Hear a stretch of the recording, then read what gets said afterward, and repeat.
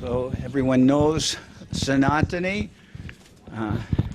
now head of the Kirkman family, and so many years with Vaishnav Maharaj. So before, when he was Srutasrava Prabhu, so doesn't need really any introduction, but anyway, I'm introducing her. So thank you, Maharaj. Well, I want to thank everyone for coming tonight. We can see by the big crowd that's here how dear my husband was to everyone. My family is extremely grateful for the love and support of all of you and of everyone around the world who has sent their affection to us. I would like to just say a few words, and then Janardhan Maharaj will speak and call on a few people. We have a board out there with paper and some pens if anyone would like to write something down for us to look at later. We'd appreciate that. So my family has lived in over 25 houses in our life together. Most of these houses we were fortunate enough to have Srila Gurudev come to. And from the very beginning, when we got our first house, the next day Raghavindu Prabhu moved in. So we were also very fortunate that throughout our lives together, we shared our houses with our friends. From Sripad Siddhanti Maharaj, Srila Janardhan Maharaj, Nyasi Maharaj, Ramai Prabhu, to Shobhana Krishna, Hari Kirtan's family, the Dhruv family, and too many more to name. Half of the people in this room lived in our house. My husband always had us maintain an open door mood, and this has allowed myself and my children to have the opportunity to serve so many beautiful Vaishnavas, and we were all very grateful for that. He had a great sense of humor, which my kids would usually say only I could appreciate his corny jokes. He had a deep love of music and was extremely proud of his family. He taught all of our children to be very tough and strong, except, of course, our darling Tink, who we both wanted to stay just a baby.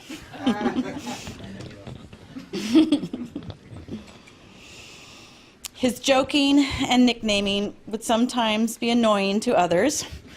But from my own name to our children's nicknames, to our Johnavi's Joan of Arc and little Ramadru's Casper, to the adults like Dutes, Shobes, Knot, and our awesome leprechauns, it was all done with his deep affection that he had for everyone. His love for Shastra was well known, as was his ability to express it in such a way that inspired and encouraged everyone to move forward in their spiritual progress. No matter who you were, he could make you feel like it was possible for you to push forward and serve without any condition. But most of all, he loved Gurudev so very much. He was his servant, but he was also his friend. To say that he will be missed cannot even come close to how I feel. But he will always be my Prabhu, and I will always be his Devi. Thank you. Gurvabhishtam Supurakam Guruganar Sisha Sambhushitam Chintya Samasta Veda Nipanam Shri Rupa Patanugam Govinda Bidamujwalam Varatanum Bhaktyan Vitam Sundaram Vande Vishwa Gurunsha Divyat Bhagavat Premnoi Bijapradam Manchikalpatarubhyascha Kripa Sindhu Bhyevacha Patitanam Pavenibhyo Vaishnavebhyo Namo Namah Namo Mahamaranyaya Krishna Prema Pradayate Krishnaya Krishna Chaitanya Namane Gaurata Vishe Namah.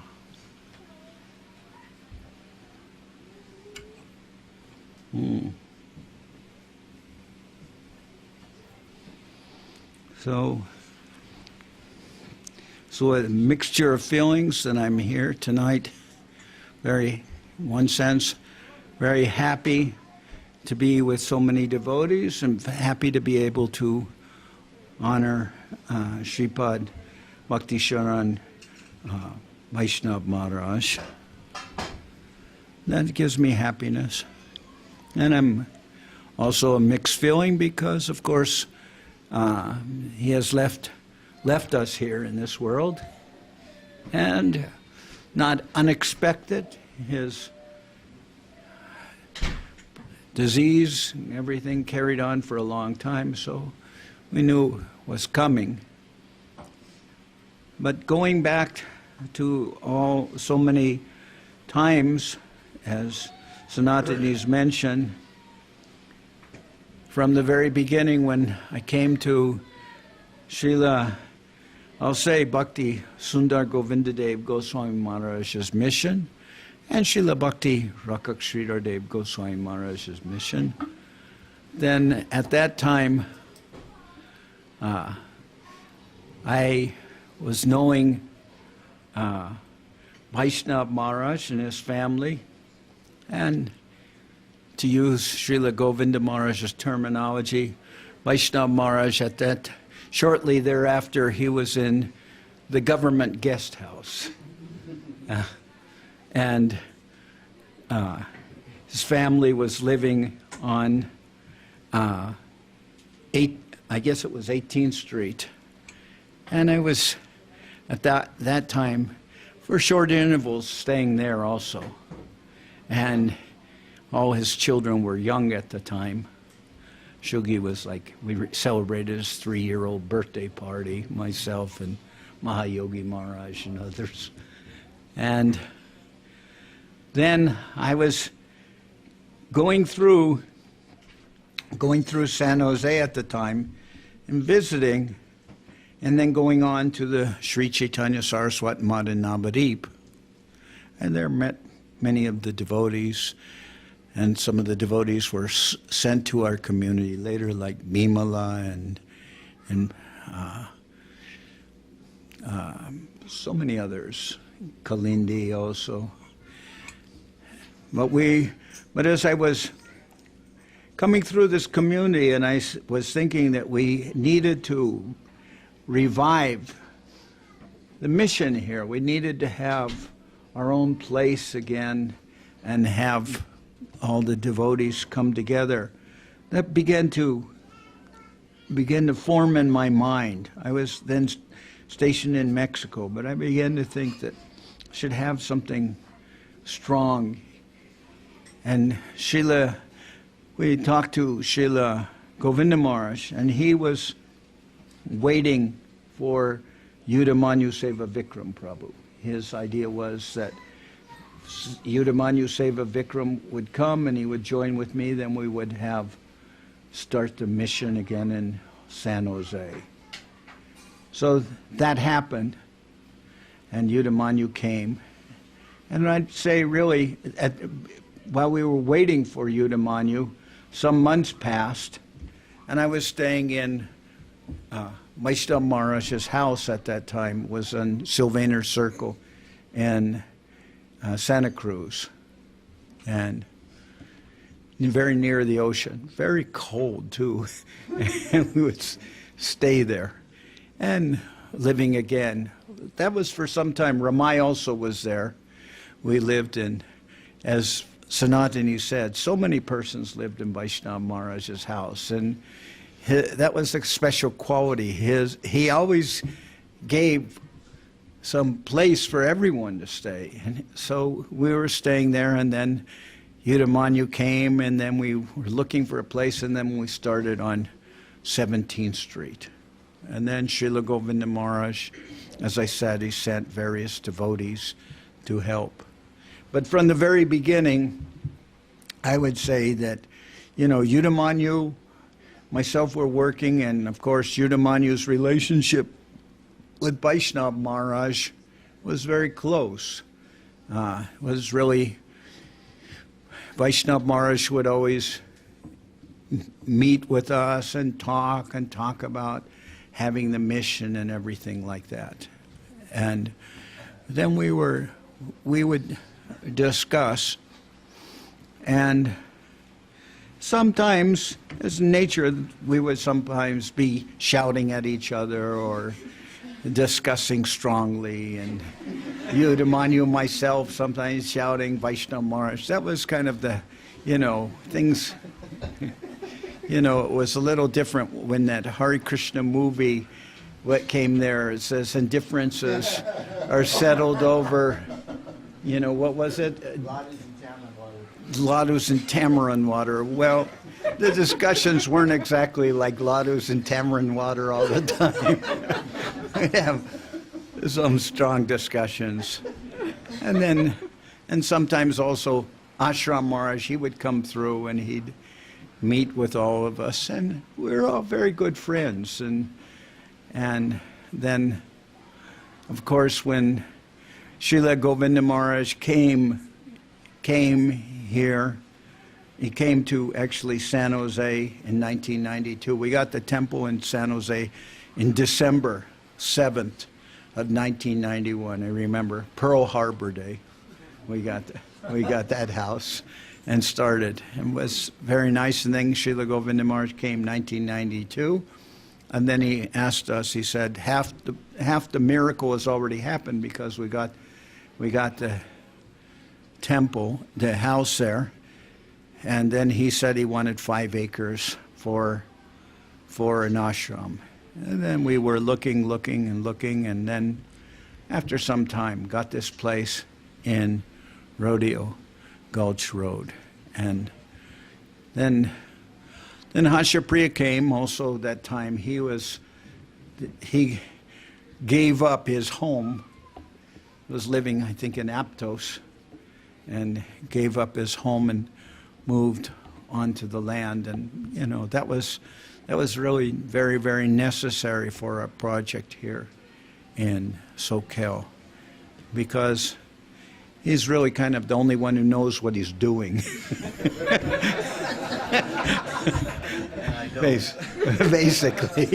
Basically, and he'd keep the water running and see that things didn't break down every week. So that was good.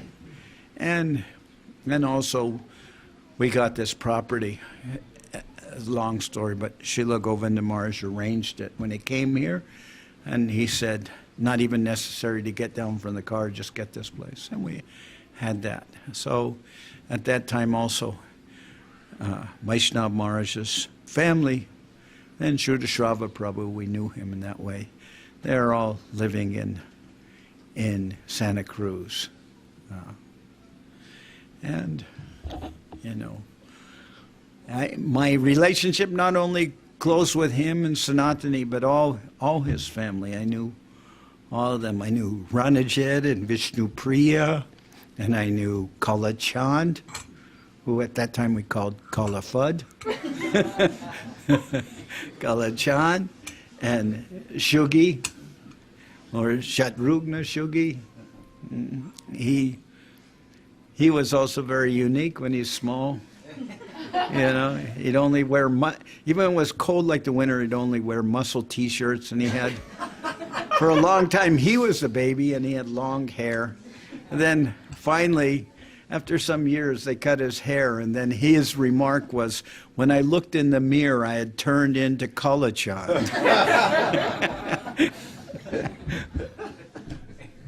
And then Srila Govinda Maharaj came out some time after that, and they had that house on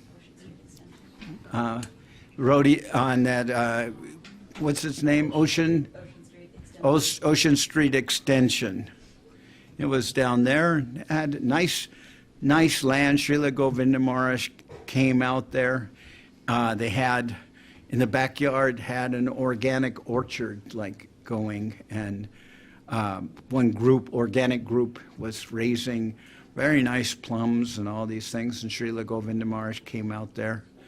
I think also, then at that time, then of course I didn't mention, always was there, Radhika, Rajani, you know, they were, you know, I knew them from very little, too, both of them, the whole family. And then when Govinda Maharaj came out there, of course we remember that property then was somewhat near the cemetery out there. That was, Kalachand raved about how good that property was. He said it was so good that if anyone died, all they had to do was put him in the they just had to put them in a wheelbarrow and take them over to the cemetery. So he thought that was very convenient. So anyway, then Govinda Maharaj came out there, and I think about the time Govinda Maharaj came out there, Nilamani was born. And then Srila Govinda Maharaj quoted this verse about Lord Rama. He was saying how my younger brother, who's just born, he's become my enemy because he's taken away all my mother's affection. But Govinda Maharaj is always joking, and that verse was very nice. So then we had Vishnu Priya, we had Ranajit, we had Kalachan, we had Shugi, we had Radhika, we had Rajani, and Nilamani. And then Srila Govinda Maharaj came out there, and he was visiting.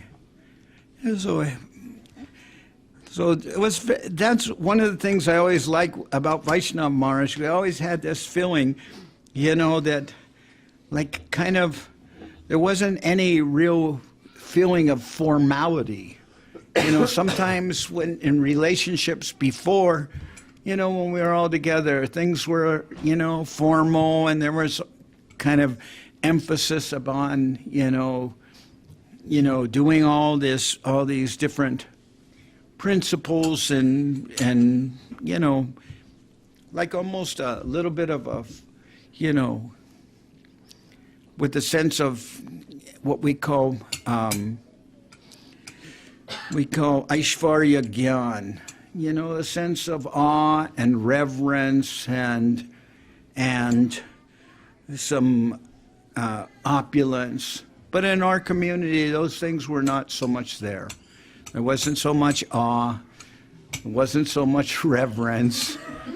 Vaishnav Maharaj was on our board, and at that time, and some of those board meetings were pretty rowdy.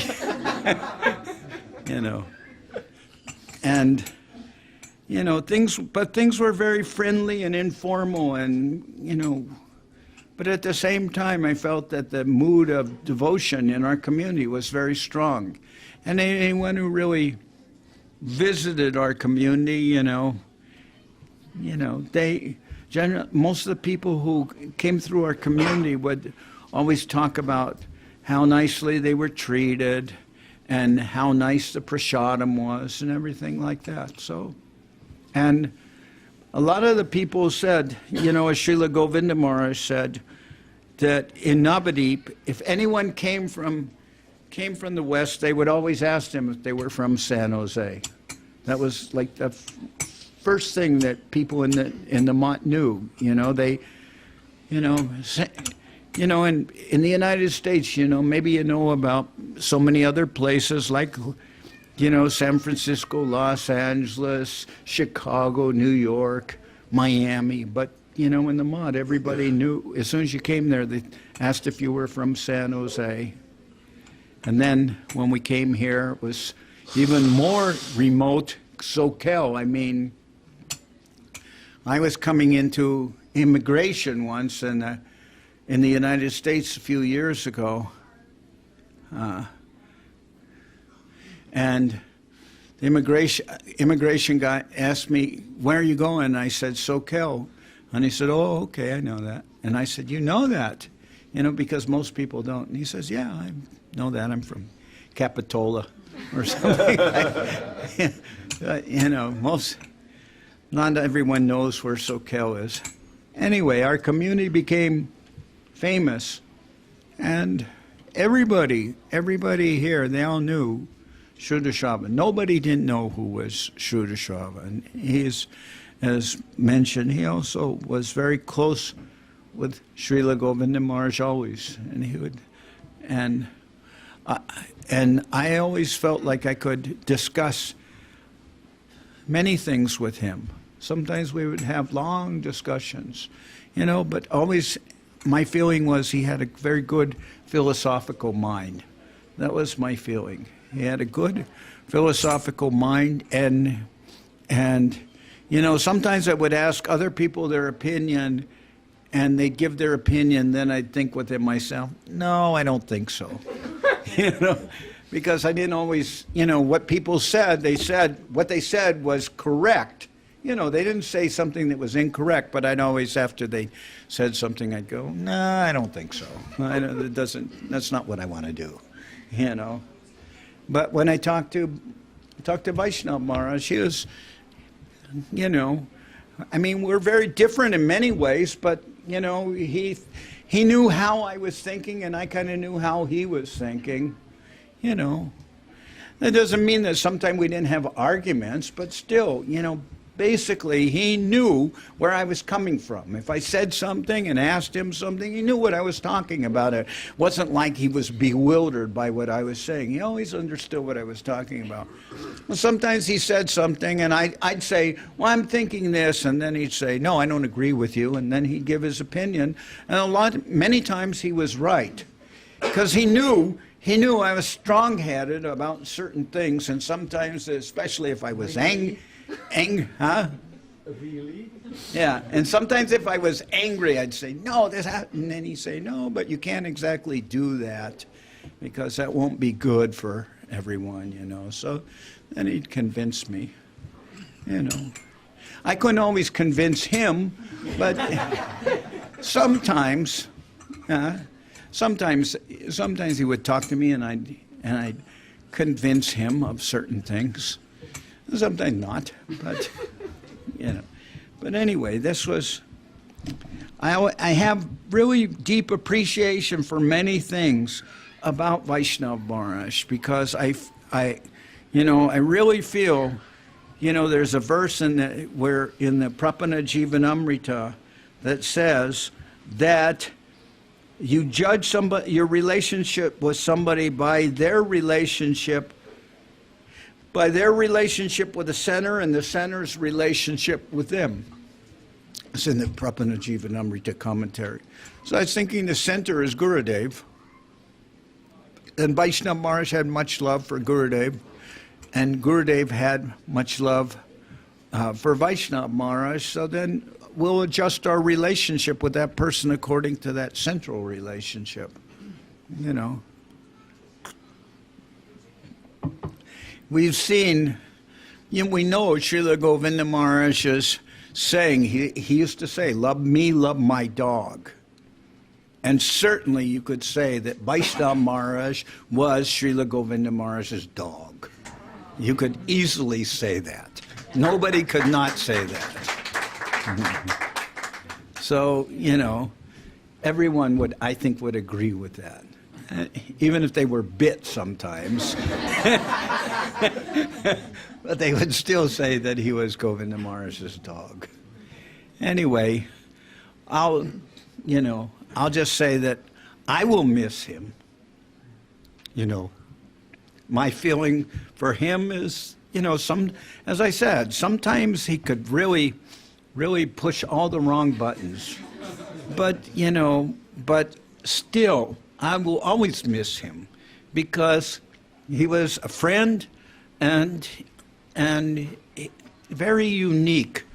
I mean, a truck driver, very generous person, but strong feelings. You know, you could tell he was a truck driver, and he'd had been, you know, really, you could tell he'd lived life on, you know, in difficult circumstances, and many times, you know, not only a truck driver, but, you know, a motorcycle driver and everything. And, you know, certainly not what you would call, you know, a weak personality at all, you know, strong personality. But we saw all the time that he knew so many verses. Somebody once told me they got Vaishnav Maharaj's Bhagavad Gita, and they saw that it was very well read, you know, all the pages turned over, and you could see it had been read a lot. And he could recite so many Bhagavad Gita, so much by memory, so many verses by memory. He compiled the Chaitanya Charitamrita, the Chaitanya Bhagavat, Bhagavad Gita in Bengali, the Gaudiya Kantahar, the songbook. He compiled those books himself. He typed in the Bengali and everything and compiled them. And those are the books that are being used in the Mat. Chaitanya Charitamrita, Chaitanya Bhagavat, Prapana Jivanamrita, Bhagavad Gita, also the Gaudiya Kantahar, the songbook. And they're used by all the devotees. I mean, the Chaitanya Charitamrita in particular, people flood from all the mats to buy that book because it's so small and concise and all the verses are there. And, you know, even when I went to Mexico and I went to visit Mahayogi a couple times, I was living in, San Miguel Allende. I went to visit him, and I gave him the Chaitanya Charitamrita and Chaitanya Bhagavat, because he could read a little Bengali. And he was so happy. He was so happy receiving those books. So, you know, Vaishnav Maharaj had that ability. Then when he would sing, we'd see he could read all the songs in Bengali. He didn't use any English book and knew also most of the songs by heart. Could, you know, very special person. Very special person. And sometimes he would sit in Srila Govinda Maharaj's room and he would talk to Srila Govinda Maharaj in Bengali, and Srila Govinda Maharaj would answer him in Bengali. And then sometimes Srila Govinda Maharaj would say, Prabhu, don't speak to me in Bengali. But, you know, sometimes Govinda Maharaj would, you know, because Govinda Maharaj knows English, he doesn't need to speak Bengali. But still, sometimes Govinda Maharaj would say things to Vaishnav Maharaj in Bengali, and he could understand what he was saying. So, very unique. So different to understand that someone you'd think who is like a, you know, a gruff personality sometimes, could be very gruff, but at the same time knew, you know, Bengali verses, could cite so many verses. Then when Srila Govinda Maharaj was in recently, you know, he went, I think in, which was a few months, you know, before Govinda Maharaj left this world, he went to Thailand. And then most of the then a lot of the devotees flew. Supposedly Govinda Maharaj was going to Russia, and some of the devotees flew, but then Srila Govinda Maharaj didn't go, and he stayed in Thailand, and there wasn't really any sannyasis there. I think, Chamuni, you were there, right? Chamuni was there, and Srila Govinda Maharaj asked Vaishnav Maharaj to give almost all the classes. He was there, and, you know, Srila Govinda Maharaj himself didn't feel well enough always to speak, and he would ask Vaishnav Maharaj. So anyway, I'll end here. You know, I feel fortunate to be able to remember Vaishnav Maharaj and, you know, to remember his, you know, the qualities that many, many people appreciated. So I think that's a good thing for all of us. Now, you know, there are a number of people here that are asked to be able to speak and present something, and I want to be able to have different members of his family who want to speak. I want to have them speak. But I'm going to ask Hashapriya to say a few words, because he's really the person who is, you know, he's really maintaining and doing so much here. And I'd like him to say a few words about Vaishnav Maharaj. Jai Vaishnav Maharaj ki jai. So one of the songs that we sang this evening, I'd like to read two of the verses. O Vaishnav Goswami, please be merciful to me this one time. You are the savior of the fallen. Without you, there is no one. Just by being in your presence, sins go far away. Where can anyone find such kindness? So, reading this, then I'm reminded of Srila Govinda Maharaj, his kindness to all of us.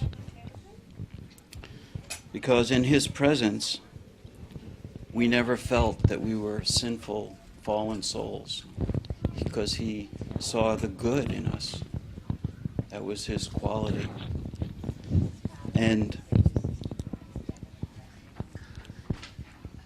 And he nourished that good.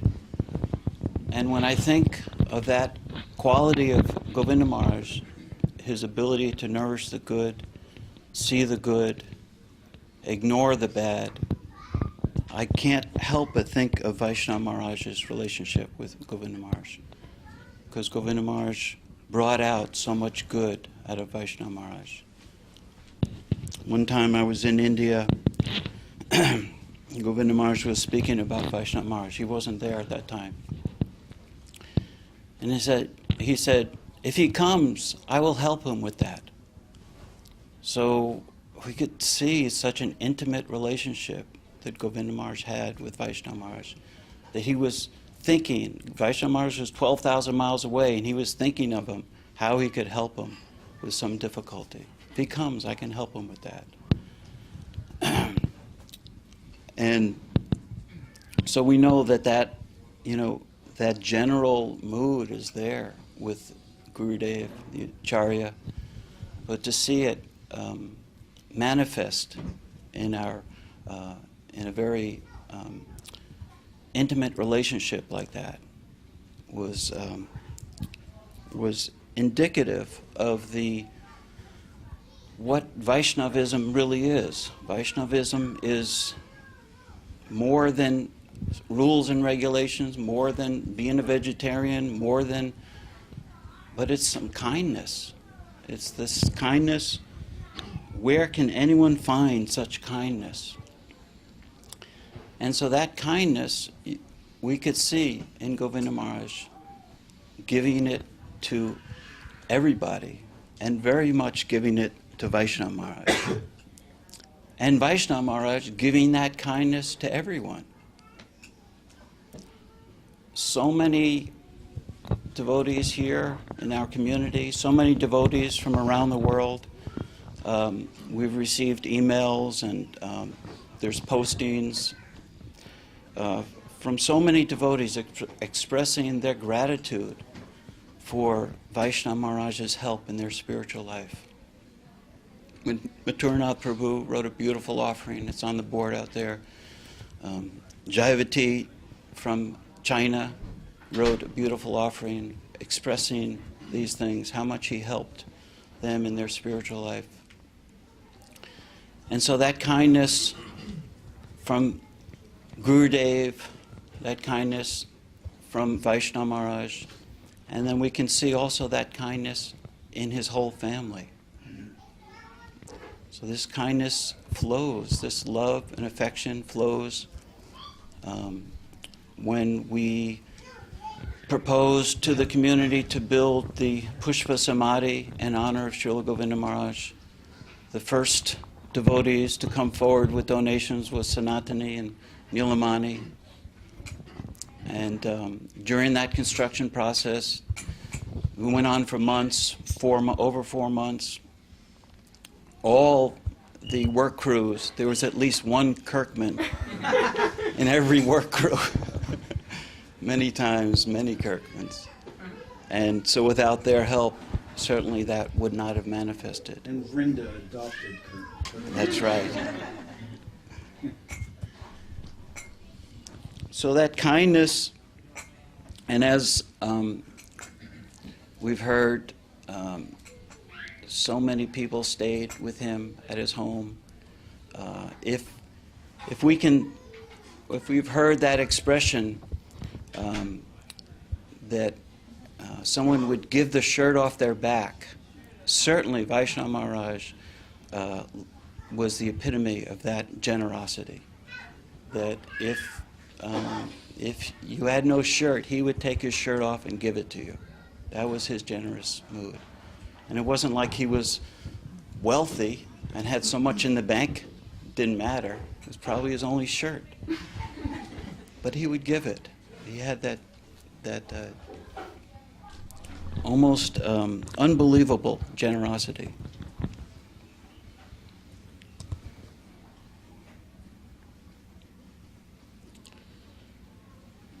So our challenge is to see that inspired Vaishnav side in Vaishnav Maharaj, many stories of his other side, but the inspired devotional side is overwhelming in his whole career in devotional life.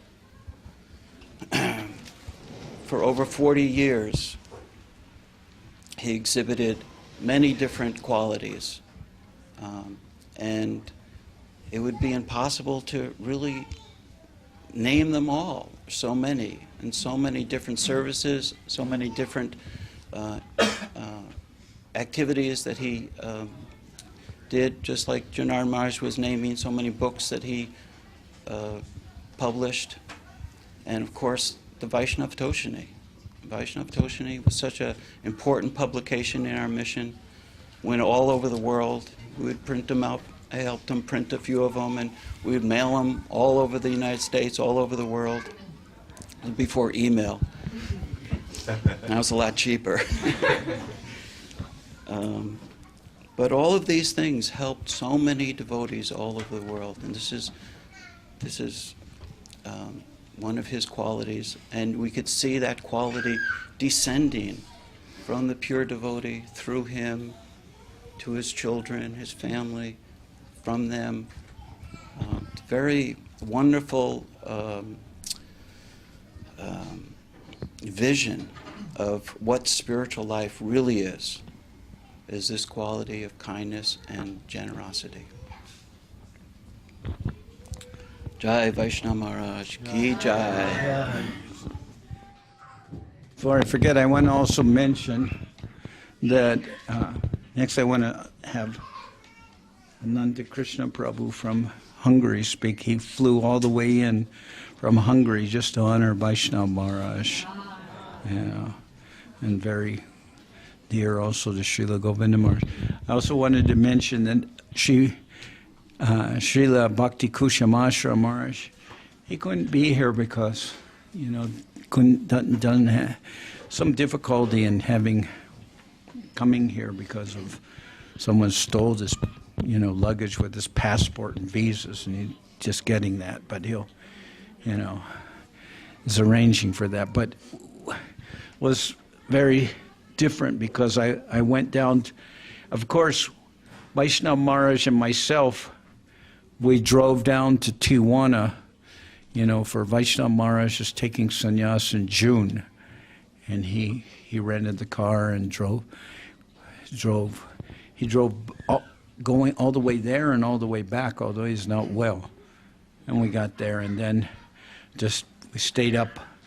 After we drove all day, then we stayed up most of the night, picking out his sannyas name and everything, and then we had that. And he told me that he said that to me that your relationship with my family is so close that it's like Srila Sridhar Maharaj. He couldn't give Swami Maharaj or Srila Bhaktivedanta Swami Prabhu, but he couldn't give him sannyas because it was too close to the family.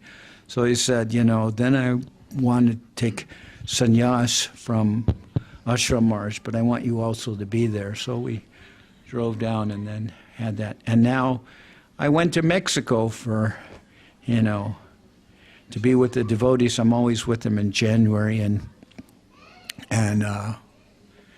I got there, I left on Sunday. Saturday I talked a couple hours in the nighttime with Vaishnav Maharaj, and then Sunday I left, and Monday he left this world. And all the devotees in Mexico, Ashram Maharaj, everyone was, they were talking about Vaishnav Maharaj for, all these days that I was down there. I was down there 10 days, and it was also Mahaprabhu's Sannyas Leela, and it was, and all the devotees in Mexico, all the devotees know Vaishnav Maharaj. All the senior devotees, all the younger devotees, they know Vaishnav Maharaj. All the devotees in Tijuana know him very well, and but all over the country.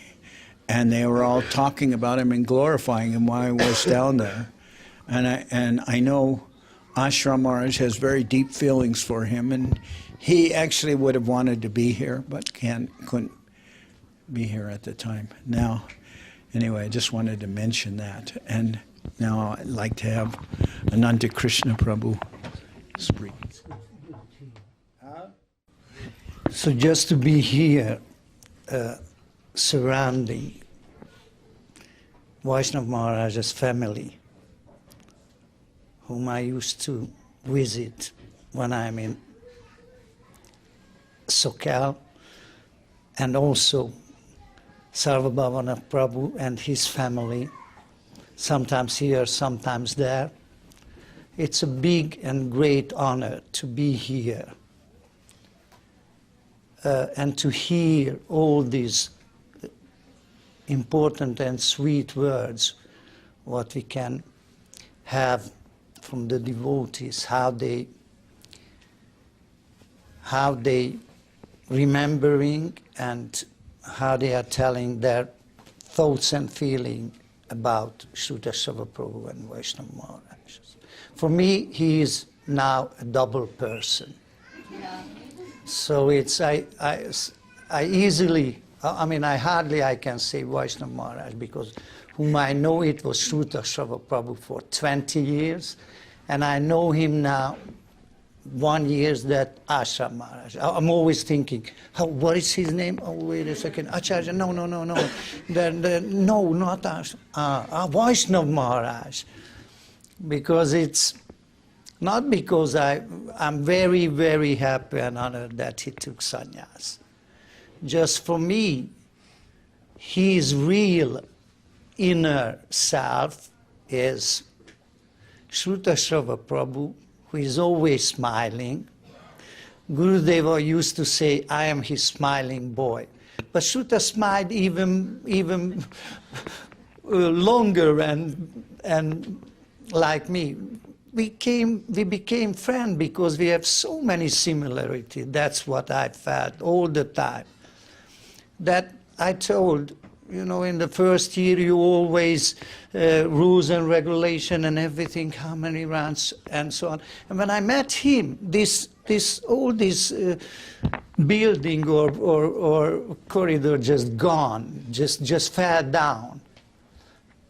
We met in 1988 when Srila Guru Maharaj, Bhakti Sharan Maharaj passed away. And that was the first time I came to America. I don't know when I would came if Guru Maharaj doesn't pass away in that year. And 13th Street in San Jose, 13th Street, so wonderful, really everything. I was drinking nectar. I was crying enough that my Guru passed away. But those devotees and the feeling and everything there was make the whole festival is like a wow. And people was trying, and they dared to feel themselves good. Why? Not because of Guru Maharaj left, because of they are together, and we remain here. And Guru Maharaj's presence was there. I can imagine that Guru Maharaj was hiding somewhere and he was watching. They are good, happy. And I went out from the back side of the house, and a devotee came to me. Or there, I was chanting and get the same smell like in Guru Maharaj's house in Navadvip in that time, the Night Queen. And I didn't believe, Night Queen here in Soquel. And I told to the devotee that, do you feel this? Yeah. And this is my most beautiful day. You believe it? And I thought, yes, then good. And the good is coming from him, that good, very good. Actually, Narayan Maharaj, who was very close friend of Srutasrava Prabhu in that time, he told me, Ananta, if you go to Soquel, find Srutasrava Prabhu. And I thought, well, find Srutasrava, how can I? You will find him. That was the answer. You will find him easily.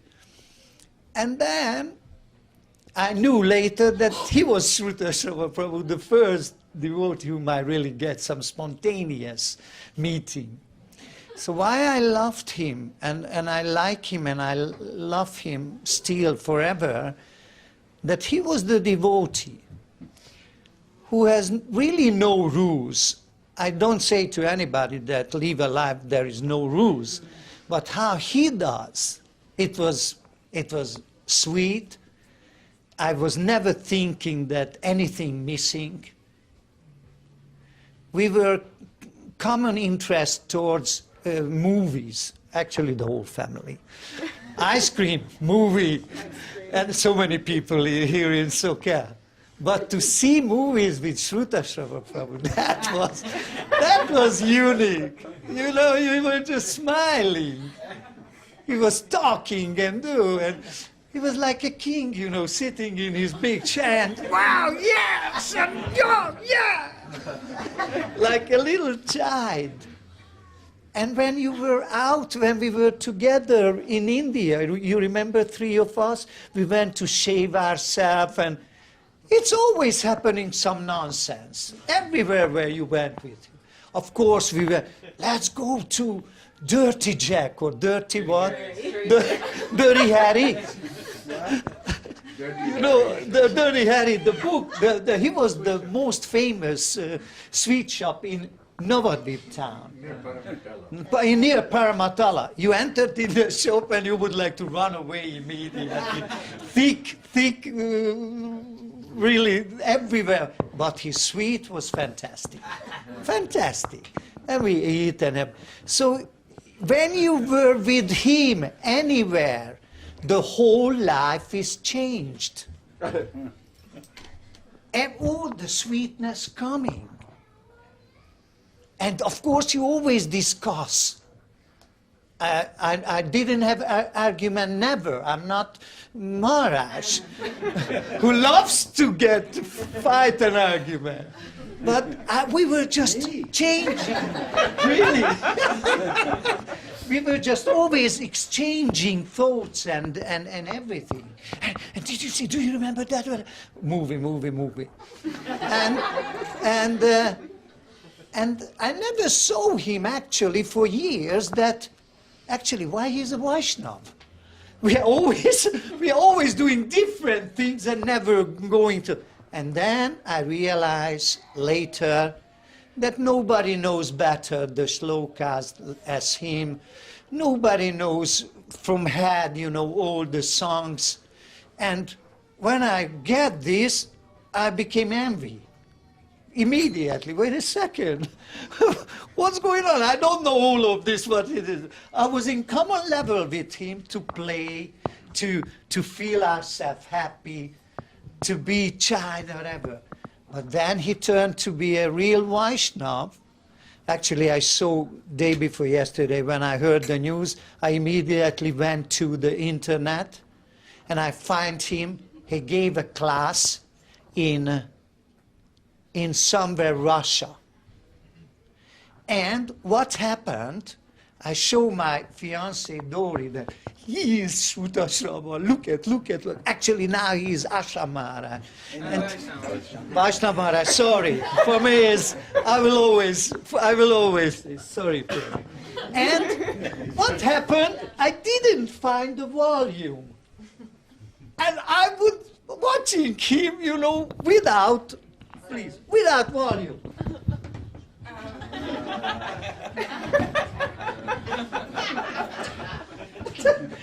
Remind me for Shugi, remind me all of his sons.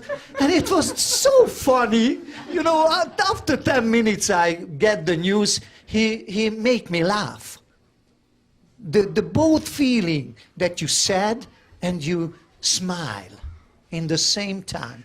That is Srutasrava Prabhu. That is Vaishnav Maharaj. That you can feel the wholeness if you are with him. Everything together.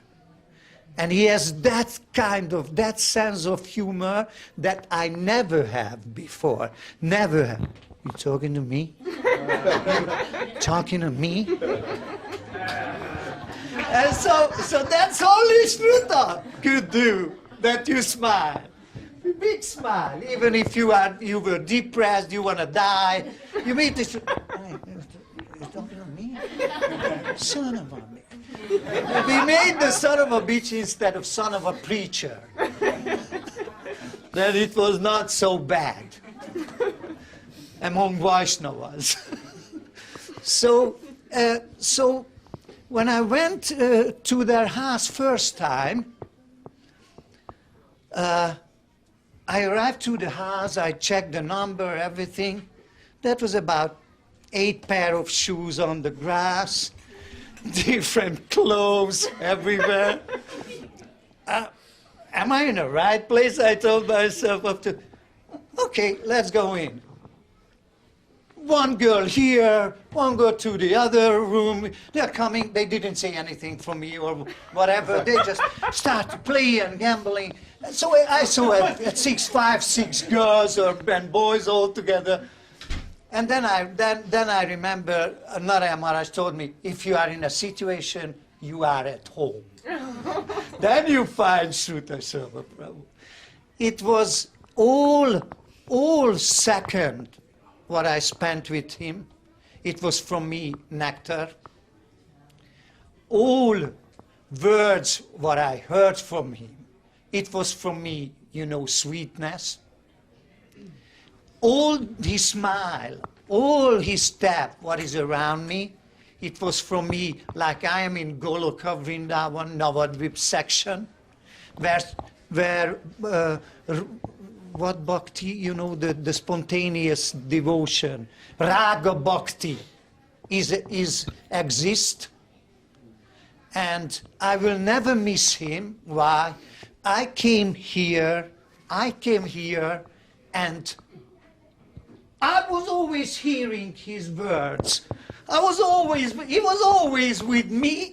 I couldn't cry because he said, oh, wait a second, he's jumping my back. What are you doing? I'm here. I'm with you. I'm with all of you. So I bow down. First time I'm saying, because I would say for him, he would laugh at me. First time I'm saying, I bow down at his lotus feet, and I'm very, very fortunate that I get his association, and through on his association, all of you here. And when I met him on Milano, I went to Milano because I heard he's there, half a year or something. And I told to Krishna Kanta, don't dare to say to him that I'm coming. I want to surprise him. Yeah, Ananda, don't worry. Talk to Munindra Prabhu as well, yeah? I swear. I'm arriving with Dori, opening the door. Vaishnav Maharaj are there with Munindra. Munindra said, sorry, not me. And I never met him that so sweet way. And that was the first time that I met with Vaishnav Maharaj. And we spent 3 days together that is unforgettable. Even better than all the 100 something or 200 or 1 year time together, because he was the same, but he was severe. He was not so loud. And he doesn't speak too much. And not because of he was sick. He's changed. I was again envy. But I told him, I will not take sannyas. You want to marry again? Yes. Crazy, crazy, crazy. Something like this. So I give the microphone to someone else. I appreciate to all of you that you come here and offering your humble obeisances to him. He is worth for it. I have this long list of people who are supposed to speak, but I'm probably not going to call on everyone. But I want to call on certainly Kalachand and Swarup and Sarvabhavana. I want to call on them. Especially I want to call on Kalachand because he flew all the way down to San Diego, and then we picked him up, and then he was there for when Vaishnav Maharaj took sannyas, and he really, my opinion, he really put it on the line, and I really felt when I saw Kalachand there, I knew him when he was small boy, and I thought, now Kalachand's really a man, and he stood up there, and I was really happy that he came there because, and I know it meant a lot to Vaishnav Maharaj that Kalachand flew all the way down from, I think, Washington. He flew down to San Diego to be there with him, and I know Vaishnav Maharaj was really happy. He really was so happy, to have Kalachand there. And now I'd like Kalachand to say something. Well, I wrote all these things to say, but a lot of people already said most of them. So,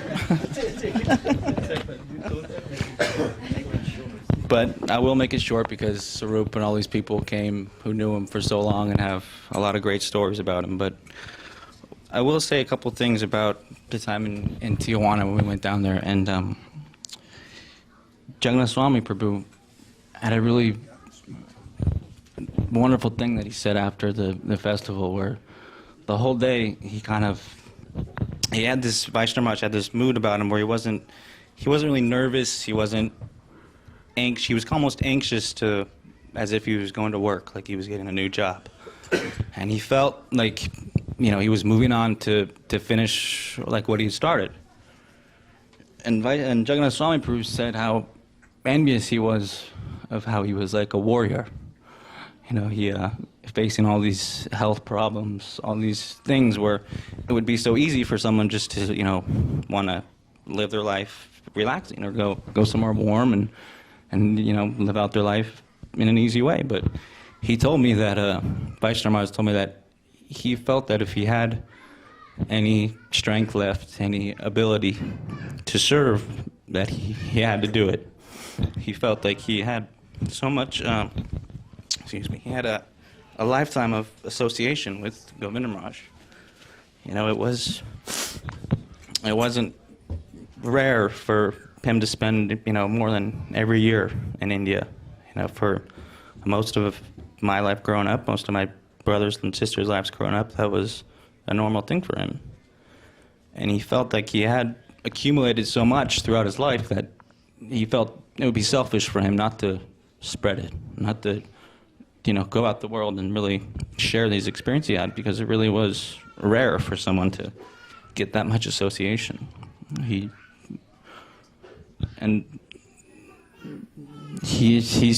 said one of the things that he always tried to instill in us was not to judge people for their material mistakes. He always said, in the material world, it's impossible not to make material mistakes, but rather praise people for their spiritual success. That was always his mood growing up. And he was very forceful about that because, he grew up very poor, he grew up rough, and he never had material success. He was kicked out of everywhere he went, schools, armies, he barely finished high school or didn't even finish high school. And he, in a weird way, I think that might have, helped his spiritual life because he had no taste for the material life. He didn't want it. He never cared for money, never was greedy about anything, never really had any feelings for that.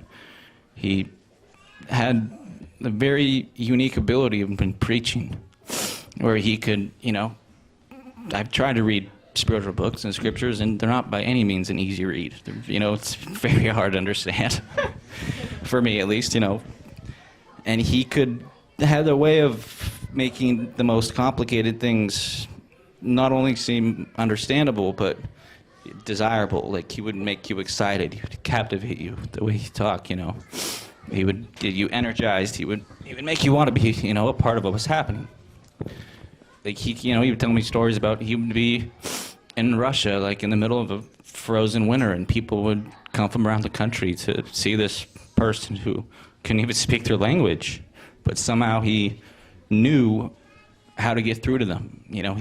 He knew how to develop things and how to put it in a way that you can understand and you could desire, and it wasn't overly complicated. He was, it was simple but elaborate. It was, like Srila Prabhupada would say, without the sour, the sweet wouldn't be as sweet. And he definitely tasted the sour and he could enjoy the sweet. He had the association, and that time in Tijuana when he took the sannyas, it was just very surreal, his mood. He was so eager to get to work. It was just, like Sharan Maharaj said, he drove all the way down there, he drove all the way back, and then the next morning he left for Italy.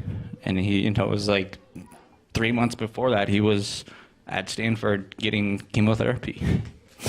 That was his mood. He was all in. He wanted to, if he could do anything, it was to serve. That was kind of his thing that he always tried to bestow on us, was that dedication. That was always more important than any other things. And that was, something you can never forget. It was one of the things that he always tried to preach. You can't fault people for their mistakes. You have to praise them for their success. It's impossible in the material world not to make material mistakes. It's impossible. And that was something that he always tried to make very clear with us, especially. So, I know there are a lot of other people here who have a lot of wonderful things to say, so I don't want to take up too much time. I know Sarup over there has been communicating with me about all his old life in the 70s and joining the mission in Miami and all these great stories that he has, so I know I'm like you and eager to hear some of them. But Bhakti Sharan Vaishnav Maharaj Ki Jai. I also would like Mr. Banerjee to say something, because he's very dear to Vaishnav.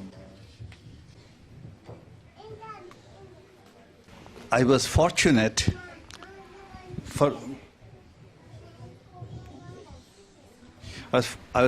that Vaishnav Sharan Prabhu, whom I shall remember by his former name, Srutasrava Prabhu, taught me as his friend. And I wept for him when I heard of his death, because I do not have too many friends, and it was a personal loss to me. However, I also remember that when I expressed sorrow upon knowing that of his incurable disease, he said that he actually had unbounded joy from knowing, from the thought that he had laid his head on Govinda Maharaj's lap when he was in Navadvip for the last time. And Vaishnav Prabhu was a gifted speaker, and part of it was because he spoke from his heart with full conviction. In the last email I received after he came back from Brazil, I had written that he must have swept the audience off their feet. But he did not acknowledge that out of his characteristic modesty. I myself had said so before, that he had swept me off my feet when he talked about Krishna. And he replied with his modesty again, his self-effacing manner, that that what does an old truck driver know of God, of Krishna? As an ostentiously educated man, I wish I had a scintilla of his devotion. Today, when he's gone, I offer him my humble pranam to him, Vaishnav Sharan Prabhu. I'm sure he remembered Krishna at the time of his hour of death, because he knew that antakale cha mameva smaran mukta kalevaram jah prayati samadbhavam yatri jati nasti atra samshaya. With that.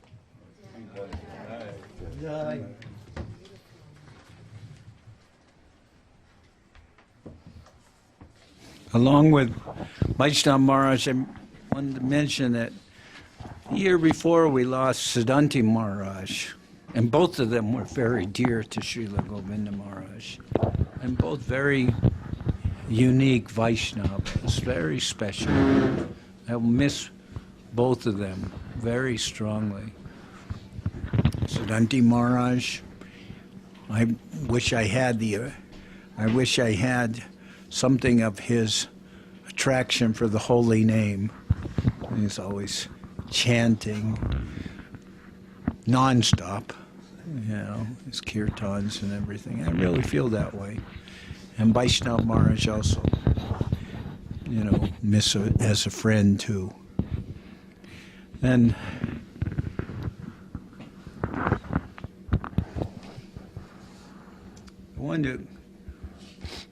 I want to call on Swarup Prabhu because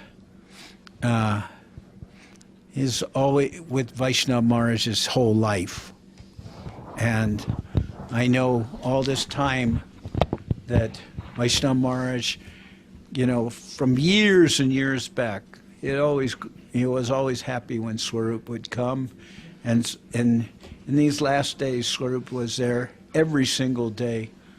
And I went with him once or twice to walk on the beach, once I think, but no, Vaishnav Maharaj, he is very ill, but he walks so fast. I mean, I couldn't believe it. I couldn't, because I walk pretty fast. Other people who walk with me tell me they generally can't keep up with me. Although when I'm at Pleasure Point, a lot of people pass me, but with Vaishnav Maharaj, I didn't see anyone passing him. So anyway, I'd like to ask Swarup Prabhu to, yeah, you come.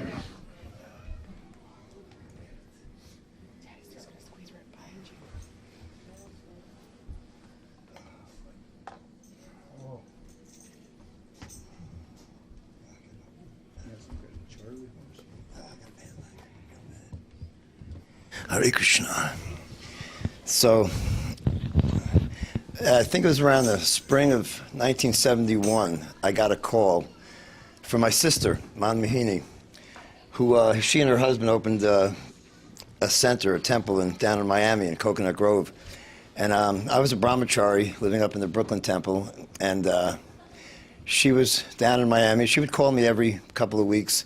And this one call, I'll never forget, because she said, a new guy just joined the temple, just moved in the other day. His name is Chuck.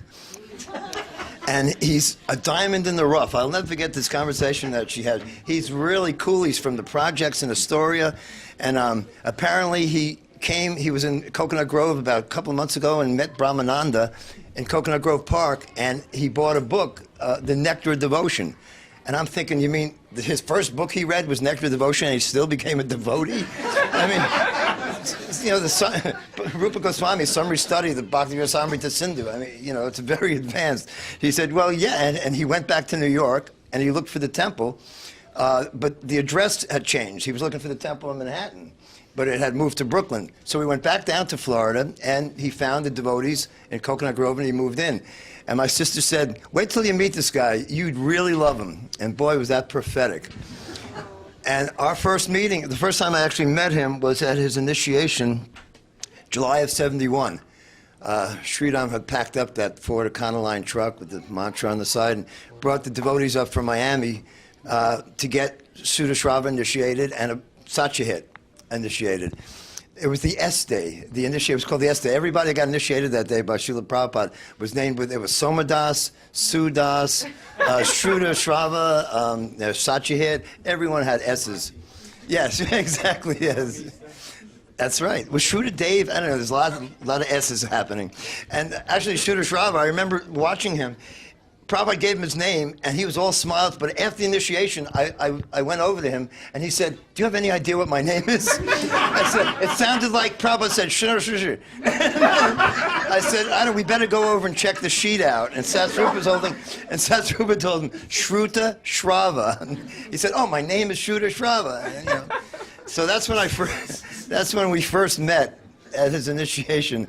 And then he went back down to Florida, and then, let's see. I moved down to Florida in October of '71, and that's when we hit it off. We became friends, and that started a 41-year friendship.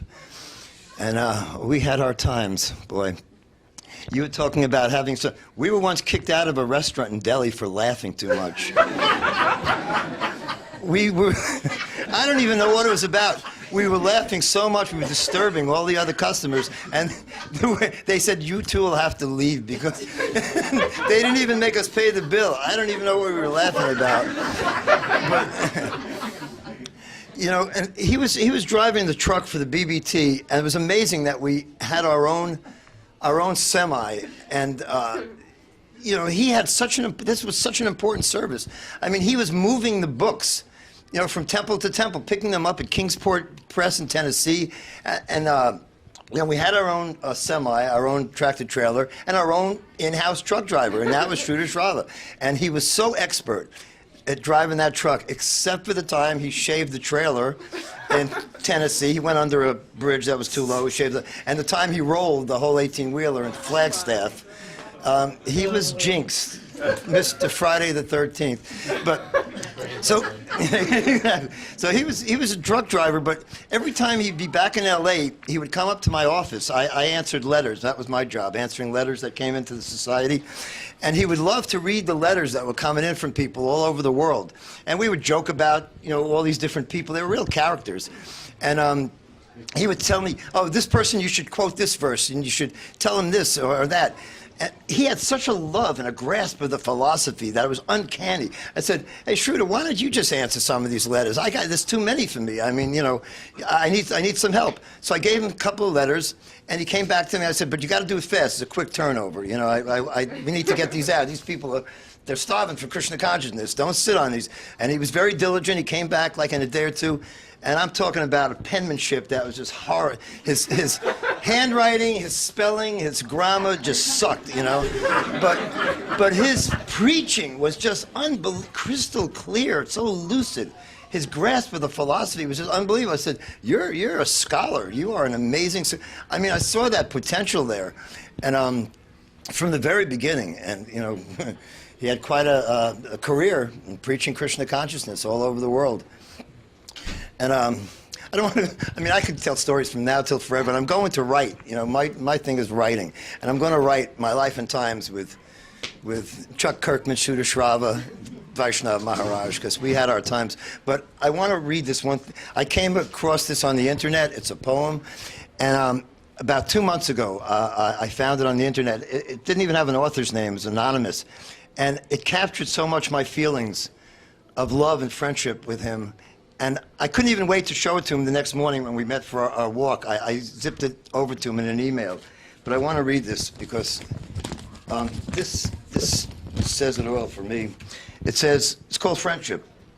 Friends come and go as the currents ebb and flow. The swells and ripples that they make leave mixed emotions in their wake. For some friends drift with changing tide, come on strong and then subside, only to be cast upon the shore, disappear and be seen no more.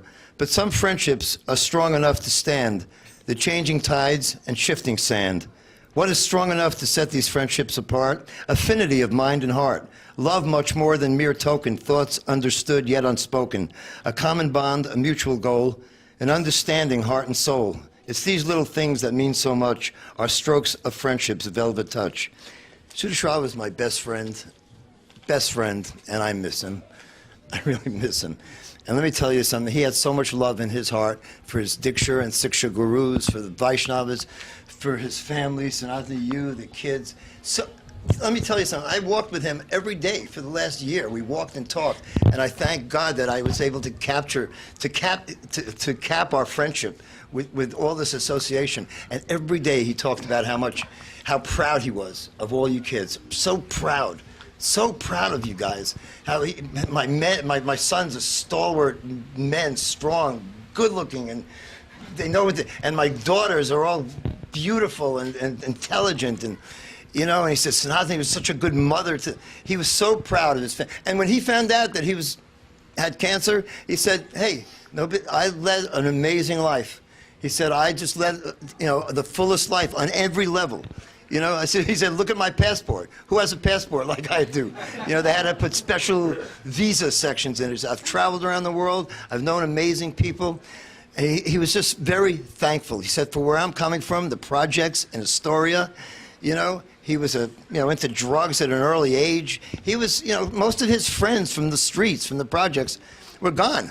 You know, Phil the Beak, Sally Boy. I mean, he was, these were tough project kids. And he emerged like the phoenix out of the ashes, just soared like a meteor. And he's still soaring into, who knows, Vaikuntha.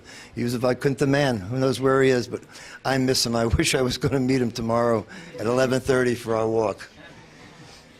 Hare Krishna. I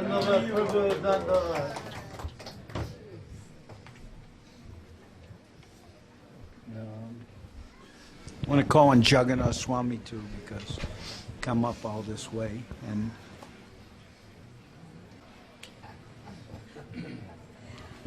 one thing that I wanted to mention is that how much is needed on our side, appreciation for this kind of personalities who are giving us these guidelines, Sometimes it is very difficult in our lives. And sometimes, I had so much opportunity, so many chances. I knew so many good devotees and everything, but I have not been able to appreciate very well, And it is needed, this kind of references. Sometimes we will think, Bhaktivinoda Thakur, Guru Maharaj, Prabhupada, all those devotees, Janardhan Maharaj, Srila Gurudev, and they all been so graceful to myself, to all of us.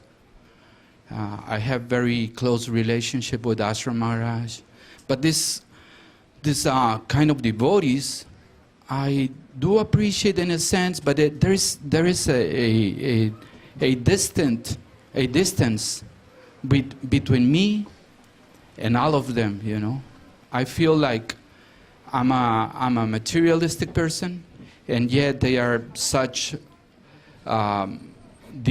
dedicated souls who are on a different level. But this kind of understanding, it drives me into another area that I will always be, and another.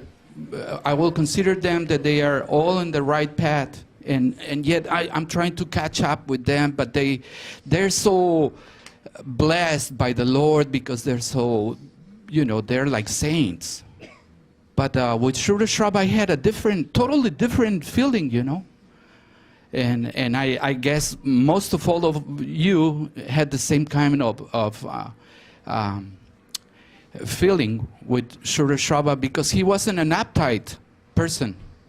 When I tried to play drum the first time that I was in a kirtan with him, he pretended that I asked him, will you play the drum, Prabhu? And then he said, oh no, I don't know how to play it, So I had to play, but I don't know these Bengali tunes and everything, But later I noticed that he plays so well, but he never mentioned it like that, It will go on and on like that. that he has a certain humility or something that he won't show up all those big deep understanding of the philosophy and wisdom that he has. He will never mention nothing. He will pretend that he was just a newcomer or something, And then later on, I noticed that he quoted so many Sanskrit verses, he had memorized, I knew there was some very great scholar and very, because I remember that they mentioned, I was in San Diego when I was a new devotee, and they will mention that over in LA there was a devotee who had memorized the entire Gita. This was back on 75 when I joined. And then, we had our Kushakrata, who was a very wise scholar too, and he was memorizing Chaitanya Charitamrita every day. He was, an unbelievable personality too. But I was wondering, and later on life, I came to the understanding that this Srutasrava that I now know as my close friend, he was that wise guy who had memorized all the Gita, and I thought that I had some, because I memorized maybe some 50 verses or something, from this Shastra. But this guy, he knows, unbelievable quantity of, unlimited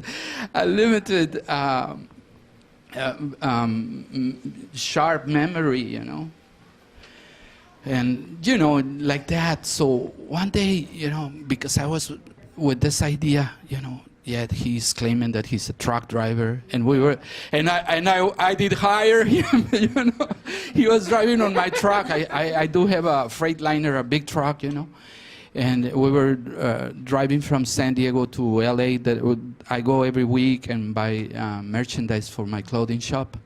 And then on the way, I will read some Prapana Jivanamritam or some other Golden Volcano or some books, just to try to get some nectar from him, huh? But then I came to this remembering that there is a verse that Guru Maharaj, no, not a verse, but there is a statement on I think it is Golden Volcano, and then he says that that later on the intelligentsia of society will come to the appreciation of Mahaprabhu's message. And then I asked him, what does he mean, Guru Maharaj, by this statement? And then does he actually means that the most intelligent people in the whole world are going to become a devotees, or this will take place eventually on the future? It's like a prediction, like that sloka on our mat in Navadvipa. And then he said, no, it's actually taking place. Taking place. And, there are so many statements that Prabhupada mentioned and things like that, but then I figure, what do you mean by it's taking place? And then he said, yeah, don't you think that these are our leaders from our mission? They're the most intelligent people in the world. And I went, yeah, why not?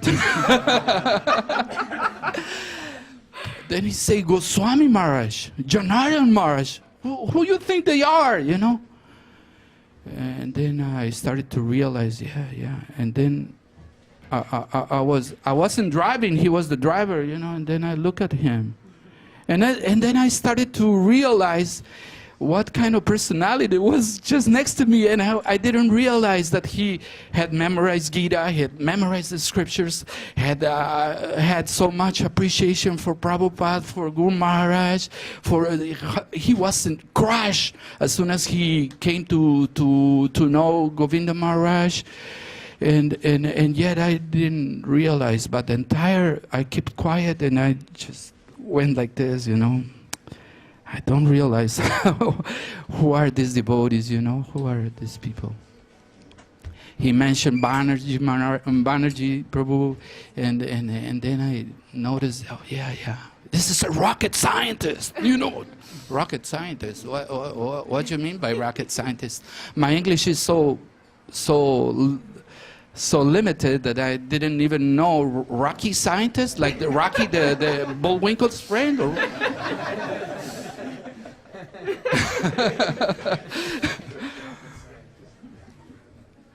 I'm sorry. I just wanted to mention that he was the most wise man, the most intelligent person that I ever came to know. He mentioned Ashram Maharaj, and then I was thinking, yeah, all of these people that he has mentioned, they're so close to me, and yet I'm a fool. I didn't realize, how, and then I thought, well, he has learned even Bengali now, and he has learned so much Russian, and he has learned this, and go on and on and on, how much appreciation Guru Dev has for him, even give him money to, we should give Guru Dev money, we should give donations to him, but Guru Dev loves him, he even shares and gives money to him. What is this, am I going nuts, or who is this man who is seated next to me,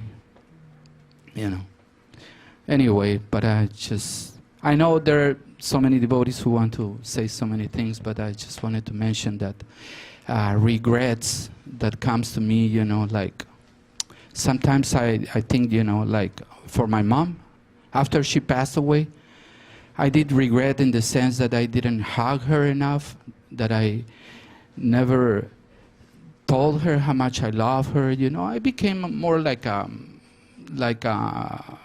what do you mean? How will I say it? That cold-blooded, artificial, Orthodox monk or something when I was in our previous society, So these feelings, they are material, and we should not have attachments to, But on the opposite now, with this paradigm, with this understanding, and from this realization and mature understanding that Vaishnav Maharaj shared with us and showed us better than any other person I could relate with him. He was a householder. He's a street guy like me, I was join. Yeah, and then, maybe we should try to express our inner feelings towards our beloved God brothers. Whom else, whomever you love, we got to express to them, And this is how much I have to say about Vaishnav Maharaj, and I will give the mic to someone else.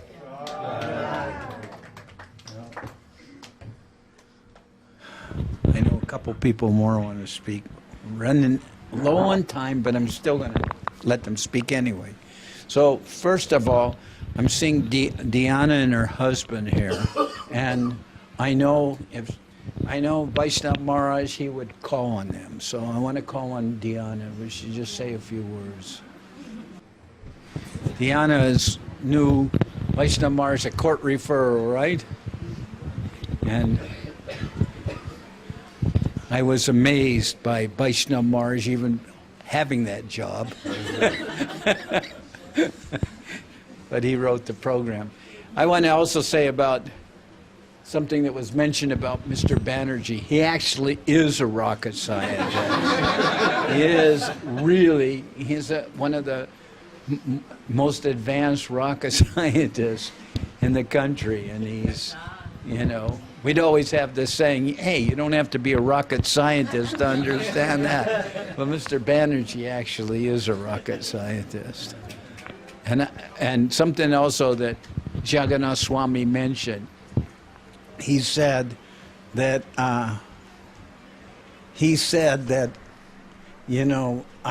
after my mother passed away, I felt I didn't really have proper appreciation for her and everything. I also felt that way about my father when he passed away. I was thinking, boy, I was so long in the mission and so long in the movement, and I didn't really see that the guy he was my father. I never called him the guy I never called him by his first name. I never called my mother by her first name. It was always Mom, Dad, But I realized, I was thinking, my father, he actually was a very good-hearted, person who gave me everything. So, I appreciate it when Jagannath Swami said that. Sometimes, all of us, to have someone who's dear with us, Anyway, I want to have the honest. I was lucky enough to work with Chuck, which is what I called him, at the court referral program. He came to us first as a customer, doing his volunteer service hours. But we soon realized what a gem he was, and he did write the program for our organization and ran the place beautifully for many years until we were unrightfully fired. That's another whole story I won't go into. She fired us and hired her own daughter, just to give you an idea of that. But the court referral program eventually came to be called the Kitchery Cafe to us because Chuck would cook food there, delicious food, Kitchery, which we were able to enjoy. But he always spoke so fondly of his wonderful family that I got to know and love as my own children over the years. And we will just miss him terribly.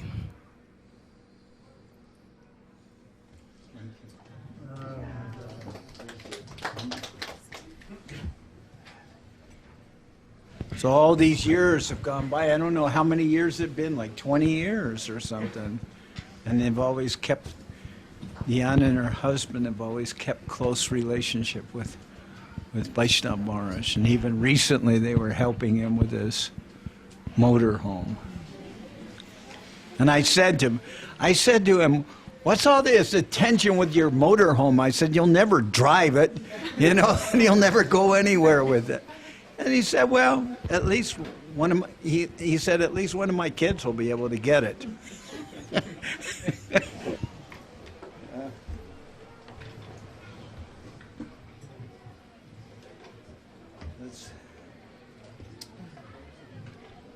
Ramachandra, you were waiting to say something? Shugi wants to say something. Shugi? Okay, Shugi, come up here. I just wanted to say that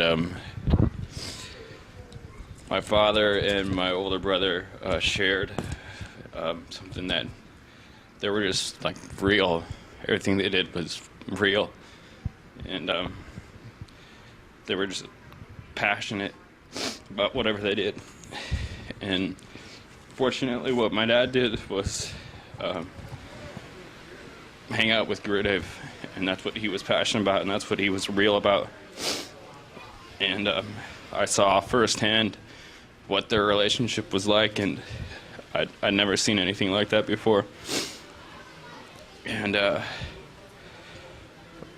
about it. I just ask that my friends and family put up with my miserable existence. So, thank you.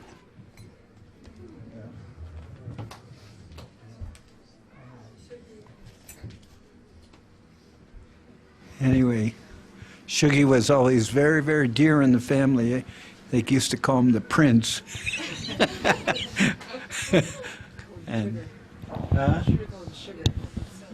yeah. And anyway.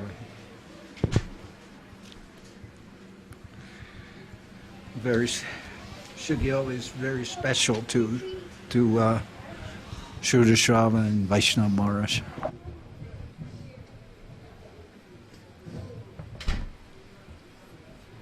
So it made me very happy today being here this morning and cooking and seeing some of Vaishnav Maharaj's associates like Janardhan Maharaj and Ananta Krishna and Jagannath Swami and Jai Balai having some very exaggerated conversation that I won't go into, but very animated and very beautiful. And I I was just thinking, these were Vaishnav Maharaj's friends, and these devotees were so sweet, and to see everybody come out today and pay honor to Vaishnav Maharaj it just touches me so much, because Vaishnav Maharaj was a representative of Gurudev's mercy, and he showed it so much, so many times to so many people. And he was the kind of person I saw put his body through so much suffering to serve Gurudev, In Gurudev's last years, he would be on the veranda 15, 16 hours a day, and Gurudev would chastise him because he had some callus on his hand. It was hurting Gurudev's foot, so Vaishnav Maharaj left the veranda. He cut his callus off his hand and went back in there. I saw him dislocate his shoulder in Thailand on a motorcycle accident, and then carry Gurudev's wheelchair with a dislocated shoulder. I was very worried, but, I'm not going to tell him, no, Sruta, you're not carrying Gurudev's wheelchair. I saw him do, his service mood was so inspirational in my life. And when I heard he got cancer and I was in India, I was thinking, God, is he going to leave and I'm going to be in India? And I need to write him an email and tell him how much he's inspired me in my life, as trying to be a devotee and a servitor of Gurudev. And I said, how can I put that in the words? And I can't put that in the words, because he was the type of person, it doesn't matter what mood he was in, if you hugged him, he would hug you back. Never, he wouldn't, if he would be pissed about something, I'd go give him a hug, he would always hug me back. And I always felt like I was his, fatter, redheaded, adopted son, Like, I always felt that. He always made me feel that way, like I was in his circle, and I felt so honored to get his association. And, I got to truck drive with him for 3 days. He picked me up in Oregon, and we drove across all of Washington together. And then we did 2,500 miles in 3 days and to get a ride down to Santa Cruz. And it was such a nice time, because we talked about everything. And then the last 4 hours, we had nothing else to talk about. And he started to fall asleep at the wheel, and I started freaking out. and I offered, I can drive, but I can't drive, Maharaj. But Shruta, what do you want me to say? And he's that's what I loved about him, because he put on no airs to anybody.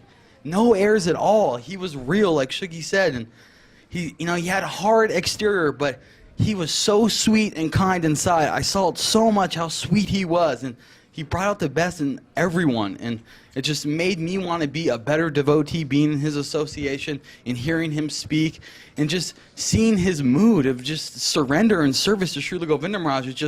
It captured me, and I just knew I wanted to be around him, and his family, because, not only was he an awesome servitor, he had, all these awesome children that are serving Gurudev's mat, and he was a general, and they're his soldiers serving this mat, and they still will serve. And I told myself I wasn't going to up here and I'm not going to cry, because Vaishnav Maharaj would punch me, I said, I'm not going to do it, and the harder he punched you, the more he loved you, and man, he hit hard,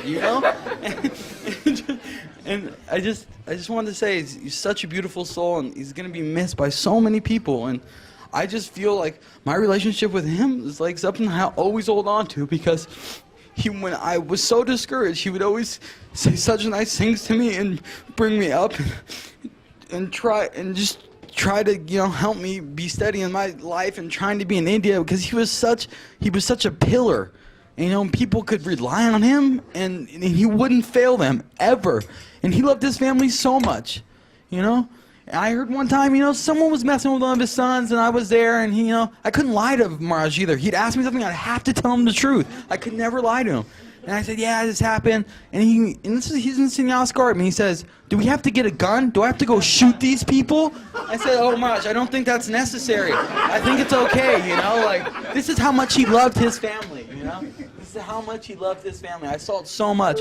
And to feel like I was part of their family, they opened their doors up. I'm one of those people that are still staying in their houses to this day, And I always feel so welcome. And, that was his mood. And that's, like I said, that was Gurudev's mood. He's a representative of Gurudev, of that beauty and sweetness. And we all got to taste that. And when we're in his association and got to be around him and see his mood and his funny jokes, his corny jokes, his punching, his pulling out a knife in the veranda in front of Gurudev. And it's a normal thing, we just, that was Vaishnav Maharaj. That was Srutasrava, the person we loved, and just, I like Ananta Krishna said, I also bow my head at his lotus feet, because he was a servitor. He had, he had faith, and he still does. It's not had, and he's in a better place. He's with Gurudev now, and for that I'm so happy. And Vrinda told me the other day, I just know he's up there with Gurudev, and he's putting the good word in for all of us, you know.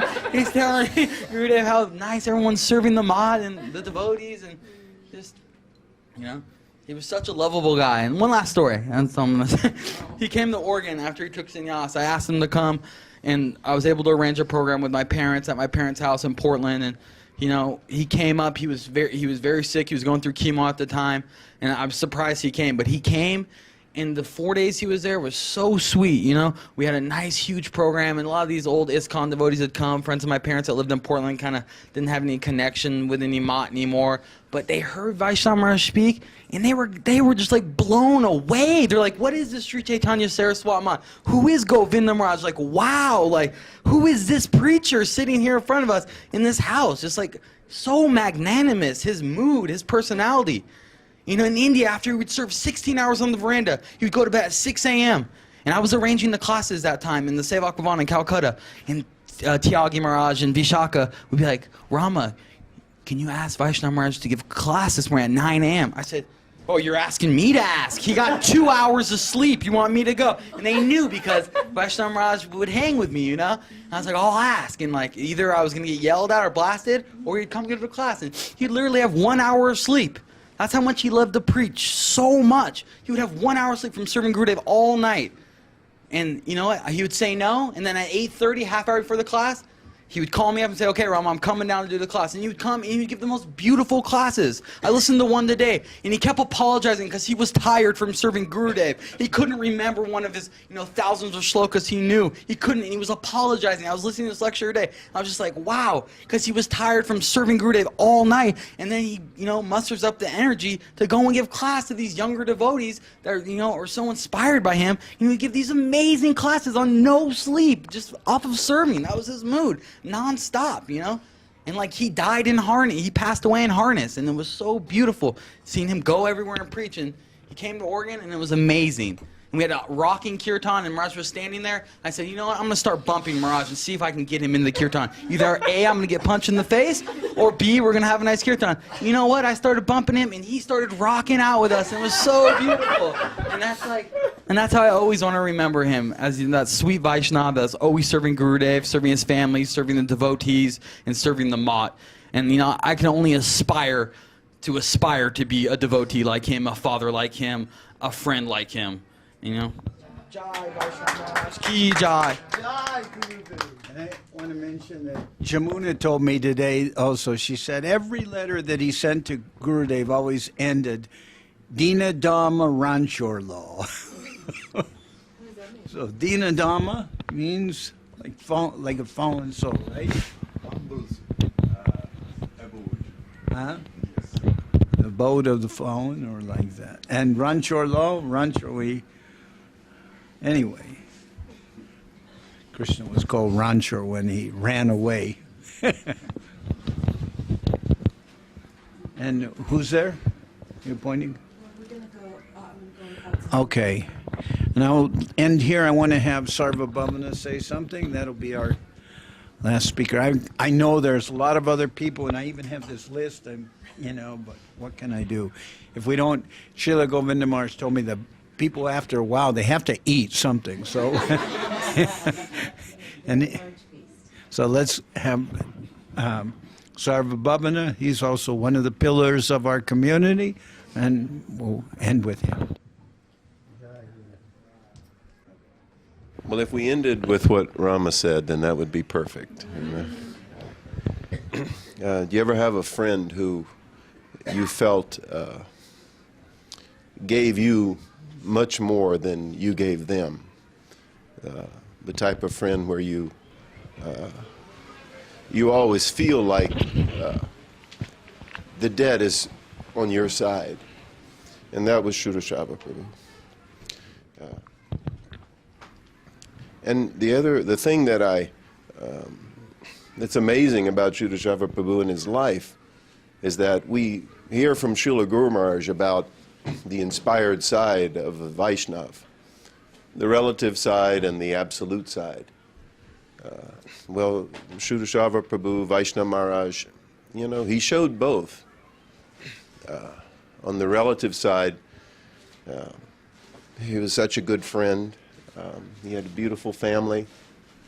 Actually, our families have been so close for so long. He's like a second father to my children. Always caring, always giving, always ready to give advice or help, whatever is needed. And in a very definite, get-it-done way. The type of friend you wish you had. He, you know, it's sort of amazing, you know. I don't think he ever made a lot of money, but he was always traveling. And what was he traveling for? Just to serve, to be with Gurudev. His whole life was centered around that. You know, when I met him in ISKCON, already he was always preaching. And Navadip Prabhu will tell you how he and Srutasrava Prabhu and others would go out every afternoon, Harinam and book distribution and preaching. So in Srila Prabhupada's mission, you know, he was always engaged in the preaching and the distribution. In Srila Guru Maharaj's mission, he was always helping. You know, he helped keep the temple in 13th Street when things were very difficult. We thought we were going to lose the temple. And Srutasrava Prabhu, he saved the day. How many times he did that, who knows? And even then when, you know, we were so relatively new, you know, Guru Maharaj's books, you know, Srutasrava Prabhu was correcting the Sanskrits, and Natani was doing the typesetting, and, you know, right from, you know, our first contact with the Mat. But, you know, I was able to witness a little bit of Srutasrava Prabhu's relationship with Srila Gurudev, and that was the most amazing thing. I remember when Srila Gurudev first came to America, and Srutasrava Prabhu and myself were a little uncomfortable that Srila Gurudev was treating us with too much respect, you know, like we're disciples of Swami Maharaj or something like that. So we presented to Srila Gurudev, you know, that we'd rather you treat us like disciples, you know, than respectfully like friends. And Srila Gurudev was very kind, and he smiled. But he pulled Srutasrava Prabhu very close right away. And then later, Srila Gurudev told me, maybe the last time he was here, and he told me, he says, sometimes two people are friends, like automatically. Nothing has to happen. They just meet, and automatically there's affection, and they're friends. And sometimes, you know, people become friends over a longer period of time through virtuous dealings, you know. And he was referring to Srutasrava Prabhu because, you know, right from the beginning, they were friends. Srila Gurudev immediately, you know, he took a strong liking to Srutasrava Prabhu. And I remember we were driving to the house on Ocean Street one day, and I got to be Srila Gurudev's driver that time, and we were driving down the street, down Highway 1, and Srutasrava Prabhu whizzed by on his motorcycle, you know. And Srila Gurudev said, "Is that?" I said, "Yes, Maharaj." You know, and he says, "He is our captain," you know. Even then, you know, Srila Gurudev he very easily saw Srutasrava Prabhu's exalted position among the devotees. He is our captain, Srila Gurudev. That, when he says that, that's not some light thing, you know. And I have a confession to make too. That first time that Srila Gurudev came, I got to be his driver, and it was like some great fortune for me. And one day Srila Gurudev had to go to San Francisco, and Srutasrava Prabhu was there, and you know he's a natural driver. He has some, you know, intuitive GPS built into him. He knows where to go, and he can drive, you know. So, and he had like worked something out with Yuta, and he was going to take Srila Gurudev. And then I was thinking, oh, but it's my service, you know. And so anyway, I knew if Shuddha drove him once, and that was it, you know. It's like, it wasn't going to be my service anymore. There was just, it was inevitable, you know. There was no chance. But I was just holding on, so I just, you know, I talked to Yuta Manya. I said, Prabhu, you know he doesn't have a driver's license. You can't let him do that. What if there's an accident, you know? Well, you know, I succeeded, and I got to hold on to that service for a few more days. But after that, it was gone, you know. There was no question. He was Gurudev's driver. He was always with Srila Gurudev, you know. Except one time, I remember Sushila told me, you know, he'd gone to Bamanpar drove Srila Gurudev to Bamanpar from some festival, and when they were leaving, he got stuck in the mud, and Srila Gurudev was really, you know. He drove into a ditch. And you know, he was really, you know, upset about it. So then later, you know, Srutasrava called Srila Govinda Maharaj, says, oh, can I come to India? And Srila Govinda Maharaj says, yes, but only if you don't be my driver. But Srutasrava, very honestly and openly, he told me this. You know, he was so open and so real, you know, that it's hard to find a person like that. And then it's hard to say his relationship with Gurudev is not part of his inspired side, but even beyond that, how many devotees that he helped all around the world. How many, you know, have some deep feeling that he gave them some encouragement, some guidance, some inspiration, some connection in their spiritual life. There's so many. Here in our community, of course. But how many communities are like that too? You know, I have the opportunity, thanks to Jai Balai Prabhu and Jagannath Swami, to sometimes, you know, go to Tijuana, and I can see the influence that he has there, that he's had there. But he preaches all over the world, you know. Russia, so many times to Russia, Brazil, Italy, Thailand, Japan, all over Mexico, China. How many marriages did he Well, he helped arrange mine, you know. So, what can I say? You know, it's we've been close for a long time, and you know, I can say that he's been a very good friend to me,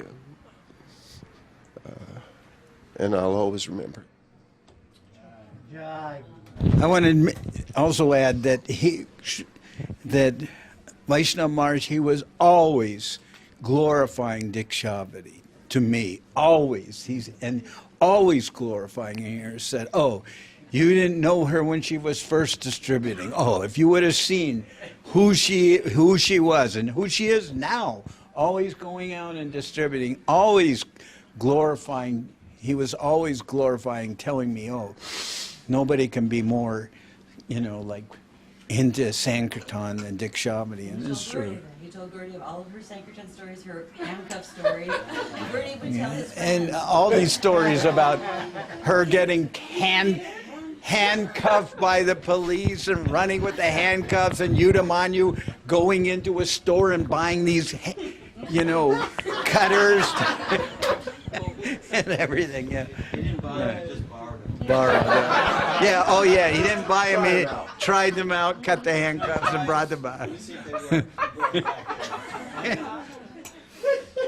And one story he just told me when we were about recently, you know, I've heard it before, but he mentioned, you know, both he and myself, we eat very fast, you know, like, I mean, I grew up with brothers and sisters, so it was also, you learn to eat fast, you know, and, you know, Gurudev once told me I eat like an Alsatian. It was his gum, a German Shepherd. And Vaishnav Maharaj said he was eating with Gurudev, and he was eating very fast. And then Gurudev said, "Look, you've eaten so fast, and I'm just, you know, and I'm still eating, and you've already finished."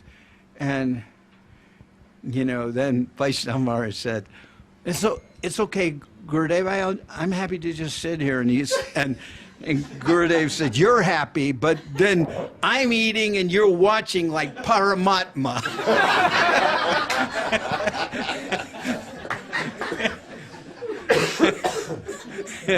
So, anyway,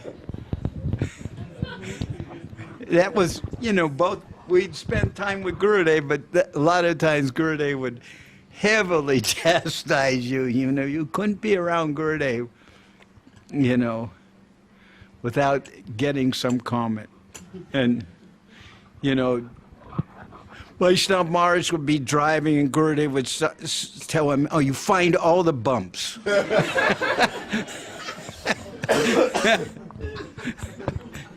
Like this. Anyway. Well, we'll sing a little kirtan and then take prasadam. It's late. And, please forgive me. I know a lot of people here, if I had like this open mic, everybody could speak for hours, And I know Jai Balai, so many persons didn't go on there. And it's not really, they came all this way. But what can I do? We become a mic hog.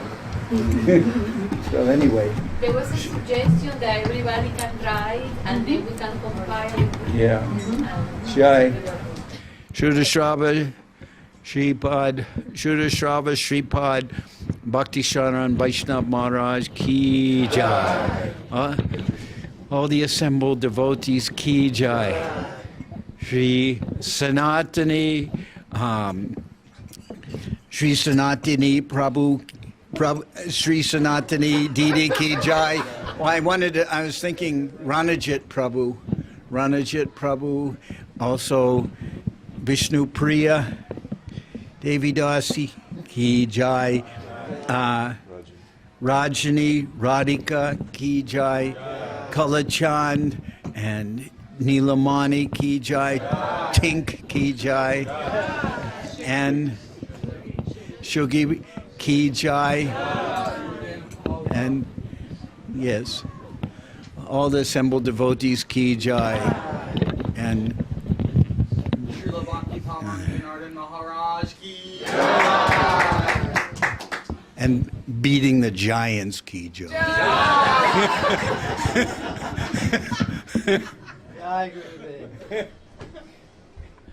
Low blow, low blow. Low blow. Shri Krishna Chaitanya Prabhu Nityananda